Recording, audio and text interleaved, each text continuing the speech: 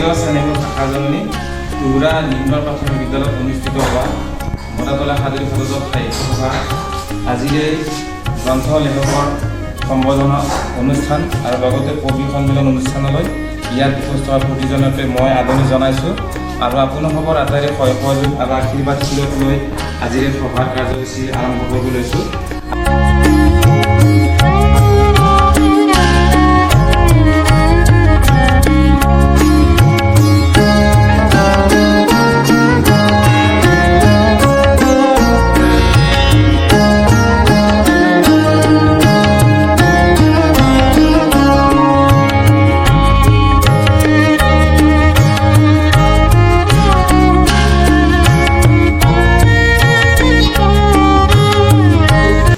কবি হিচাপে মই প্ৰথম কবিতা পাঠ কৰিবলৈ ওলাইছোঁ। আপোনালোকৰ আশীৰ্বাদ বিচাৰিছোঁ। মোৰ প্ৰথম কবিতাৰ শিৰোনাম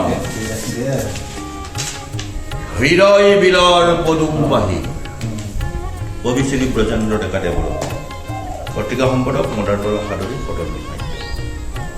নমো নমো সনাতন অব্যয় শাশ্বত শক্তি, অনন্ত বিশ্ব ব্ৰহ্মাণ্ডখনত সনাতন স্তুতি, সনাতনৰ সৎ কৃপা ভিক্ষা হেতু কাৰ্য কাৰণ সম্বন্ধ হৃদয় বিলৰ পদুমবাহী।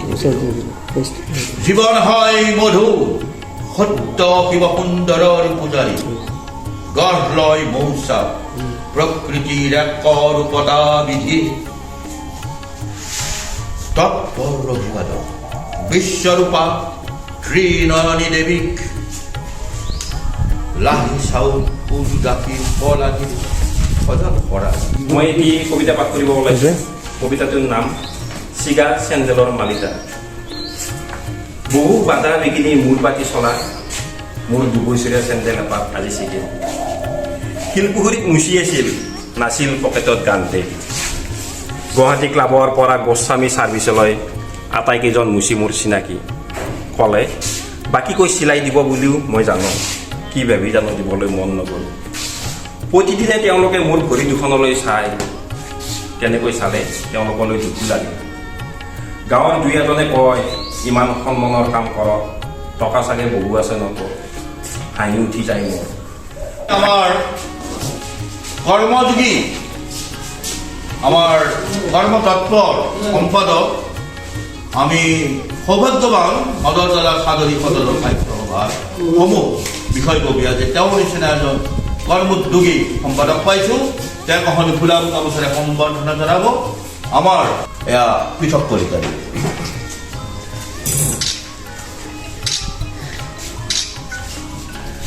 পোচাক পিন্ধা মানুহজন, তুমি নৈখনত মুখি দিবা, তাৰ কিমান যে দুখ, কিমান যে ভোগ, ভকতে ভুগি থাকে তাৰ দুখ। নৈখনে সদায় ফুটি খলায়, তাৰ যে অনেক ৰূপ, অনেক দুখ। নৈখনতে আছিল নৈখনৰ দুখ, নৈখনতে আছিল নৈখনৰ দুখ।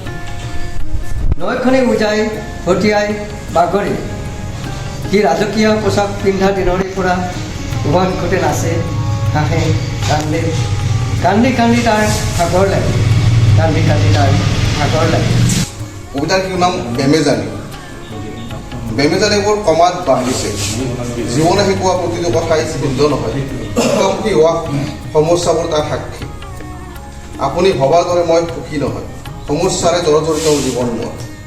এটা সমস্যাৰ প্ৰস্থান নহওঁতেই আন এটা সমস্যাই প্ৰৱেশ কৰে। নিস্বাবোৰে আত্মহত্যা কৰিলে নদীৰ সিটো পাৰত। এতিয়া প্ৰেমিক হৈ ৰোমান্টিক কবিতা লিখাৰ সময় গলিল। বেমেজানিবোৰ সমাজ বাঢ়িছে। তেওঁ হৈ নাথাকিল, মই হৈ নাথাকিল। তুমি কেতিয়াবা লাজত পৰি পাইছানে? মুখ খুলি ক'ব পাৰিনে লাজৰ বিষয়ে? কি হ'ব পাৰে লাজ?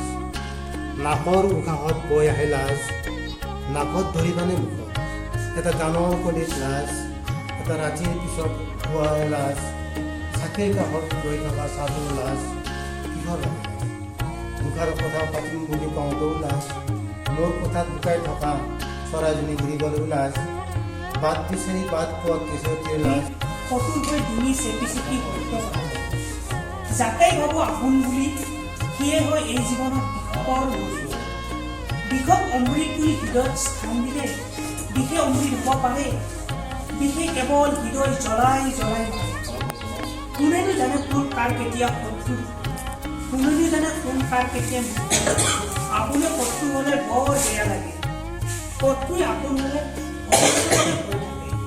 যিদৰে এবাৰ সাপে খুটিলে কেঁচুলো হৈ থাকে। হৰিণাৰ মাংস বলিৰ দৰে, মনৰ শত্ৰু আন এটা মন, প্ৰেমৰ শত্ৰু আন এটা প্ৰেম, মানুহৰ শত্ৰু মানুহ মাছ।